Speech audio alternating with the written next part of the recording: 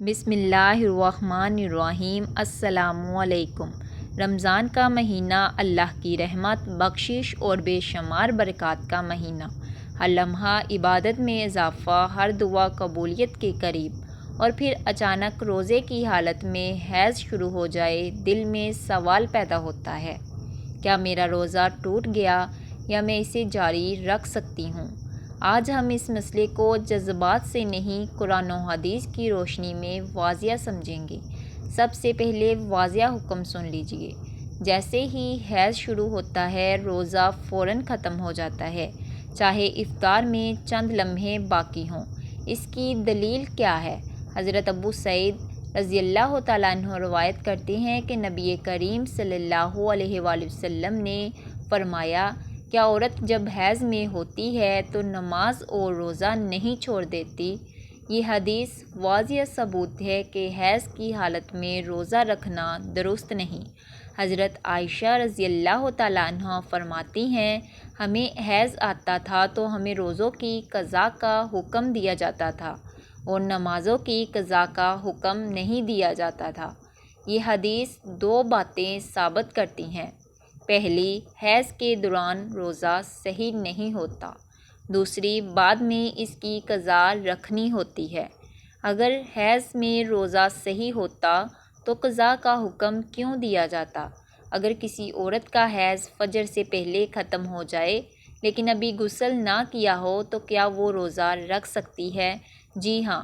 حضرت عائشہ رضی اللہ اور حضرت سلمہ رضی اللہ تعالیٰ عنہ فرماتی ہیں، رسول اللہ صلی اللہ علیہ وآلہ وسلم پر فجر کا وقت آ جاتا اور آپ صلی اللہ علیہ وآلہ وسلم جنابت کی حالت میں ہوتے، پھر غسل کرتے اور روزہ رکھتے۔ اس حدیث سے علماء نے استدلال کیا کہ طہارت روزے کے صحیح ہونے کی شرط نہیں، لہٰذا اگر حیض ختم ہو چکا ہو تو غسل بعد میں بھی کیا جا سکتا ہے لیکن روزہ صحیح ہوگا۔ اگر دن کے درمیان حیض شروع ہو جائے تو اسی وقت روزہ ختم ہو جائے گا۔ فقہ نے اجماع نقل کیا ہے کہ حیض آتے ہی روزہ فاسد ہو جاتا ہے، چاہے دن کا کوئی بھی حصہ ہو۔ اور یاد رکھیے، اس میں کوئی گناہ نہیں، یہ اللہ کی طرف سے فطری نظام ہے۔ اسلام عورت پر سختی نہیں کرتا۔ قرآن میں اللہ تعالیٰ فرماتے ہیں، اللہ تمہارے لیے آسانی چاہتا ہے، تنگی نہیں چاہتا۔ سوچئے، جس رب نے روزہ فرض کیا، اسی رب نے حیض کو تخلیق کیا۔ وہ اپنے بندوں کو مشقت میں نہیں ڈالتا۔ نبی کریم صلی اللہ علیہ وآلہ وسلم نے فرمایا، یہ وہ چیز ہے جو اللہ نے آدم کی بیٹیوں پر لکھ دی ہے۔ یہ الفاظ حیض کے بارے میں ہے، یعنی یہ کوئی عیب نہیں، یہ فطرت ہے، لہٰذا اس پر شرمندہ ہونے کی ضرورت نہیں۔ حیض شروع ہوتے ہی روزہ ٹوٹ جاتا ہے، بعد میں اس کی قضاء رکھنی ہوتی ہے۔ کفارہ نہیں ہے، گناہ نہیں ہے۔ اگر فجر سے پہلے حیض ختم ہو جائے تو روزہ رکھا جا سکتا ہے۔